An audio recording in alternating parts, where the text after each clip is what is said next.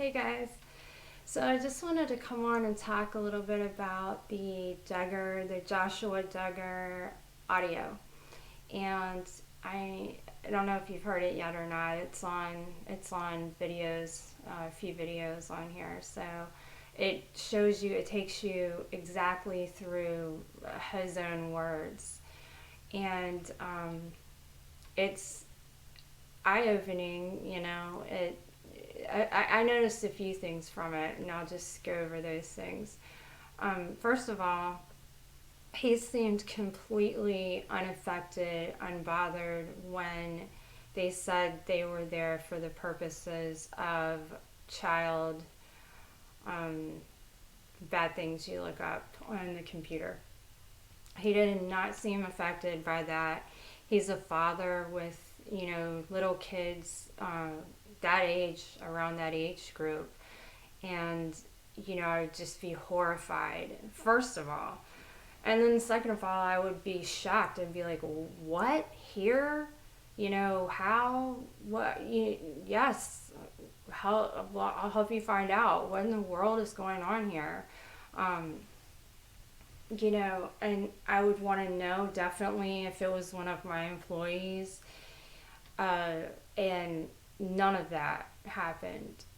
None of that. And then, as a matter of fact, he even said, I'm not going to deny this or say that I didn't do it or that I did do it. How can you say you're not going to say you didn't do it? To me, that's an admission right there that you did do it. Because if somebody asked me that, I would be like, for sure, no. I know I didn't do that.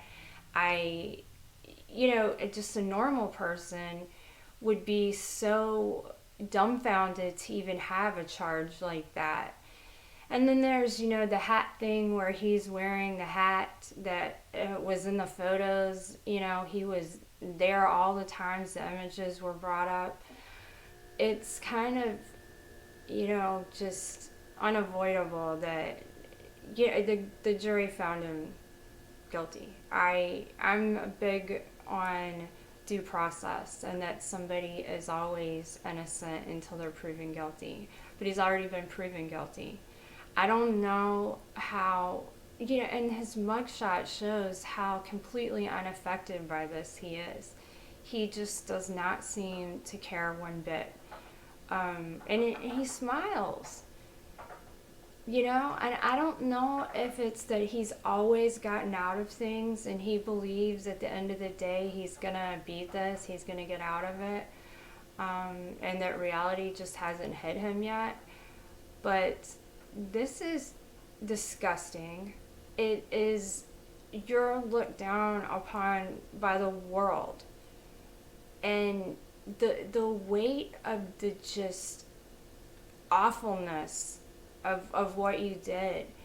How in the world can you smile? How in the world can you not take this more seriously?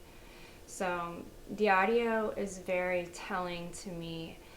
I think it says everything, and I think by the things he says that you can definitely feel comfortable in the verdict that it was guilty, to me anyway, and that the agents did such a good job of kind of playing up to his ego, and making him feel like, oh, we understand you, or we could never be as strong as you, and I'm sure that had to make them sick to entertain him.